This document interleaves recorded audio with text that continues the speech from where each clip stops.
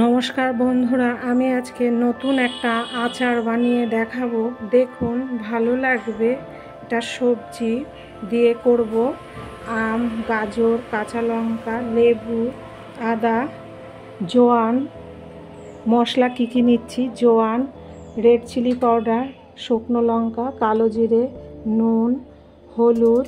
এখানে আছে জিরে, মেথি, ধনে, এটা হচ্ছে মৌরি, সর্ষে, শুকনো লঙ্কা, আর এখানে আছে চাট মশলা, বিট নুন, আর এখানে আছে হিং। এবার কাটবো।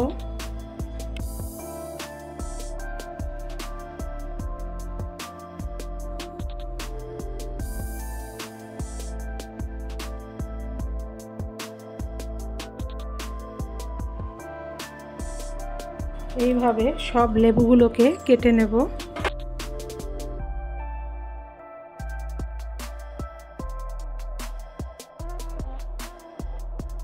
এবার আমটা কাটবো,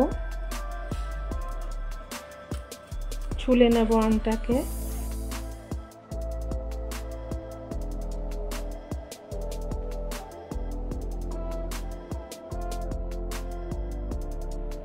আমগুলো ছোট ছোট টুকরো করে নিতে হবে।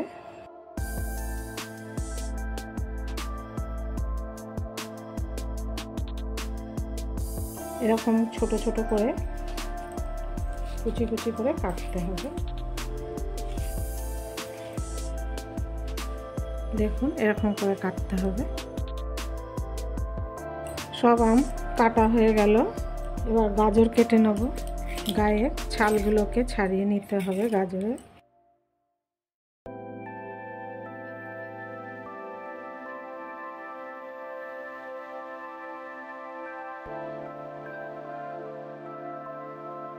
ছোট ছোট করে কাটতে হবে। যত ছোট হবে তত আচারটা ভালো হবে।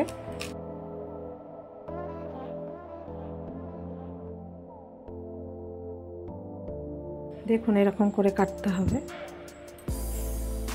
আমার সব গাজর কাটা হয়ে গেল। এবার আদাগুলো কেটে নেব।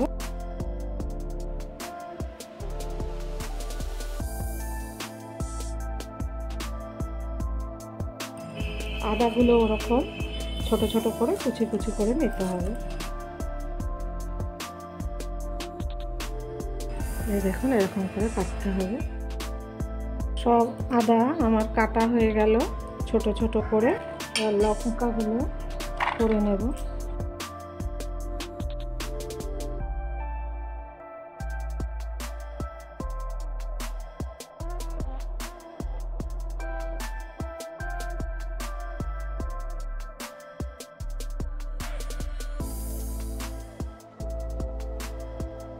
লঙ্কাটা হয়ে গেছে।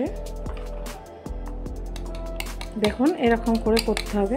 আপনাদের এই মেশিনটা না থাকলে পাটাতেও থেতো করে নিতে পারেন।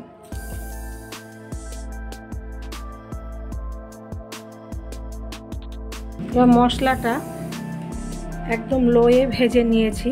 দেখুন, বেশি কালো করে ভাজলে চাটনিটা, আচারটা কালো হয়ে যাবে।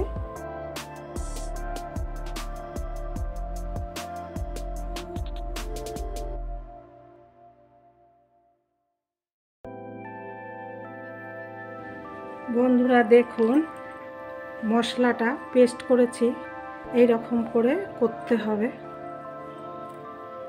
না মিহি করে না গোটা। এরকম করে করলে আচারটা ভালো হবে। তেলটা গরম করে নিয়ে এসেছি। কালো জিরে দেব, জোয়ান দেব, রেড চিলি পাউডারটা দেব, শুকনো লঙ্কা দেব, নুন দেব, হলুদ দেব, হিং দেব। হিং 1 চামচ নিয়েছি।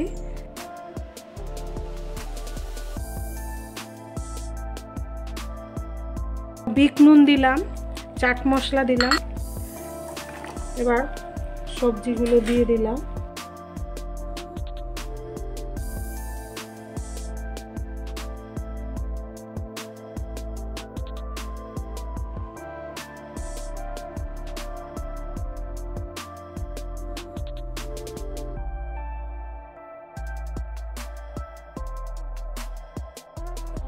ভিনিগারটা দিয়ে দেবো। 4 চামচ ভিনিগার আছে।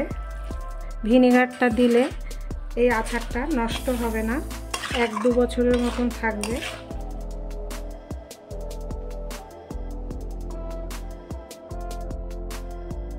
ভিনেগার দেওয়ার পর এবার ভাজা মশলাটা দেব, যেটা করে রেখেছিলাম।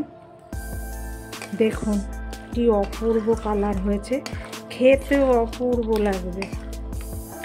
এরকম করে ভরে ফেলবো।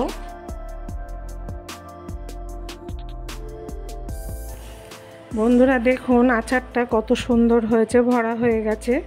আচারটা বানানো দেখলেন, যদি ভালো লেগে থাকে একটা সাবস্ক্রাইব করবে। পরের দিনের একটা নতুন রেসিপি নিয়ে ফিরে আসবো। ভালো থাকুন, সুস্থ থাকুন।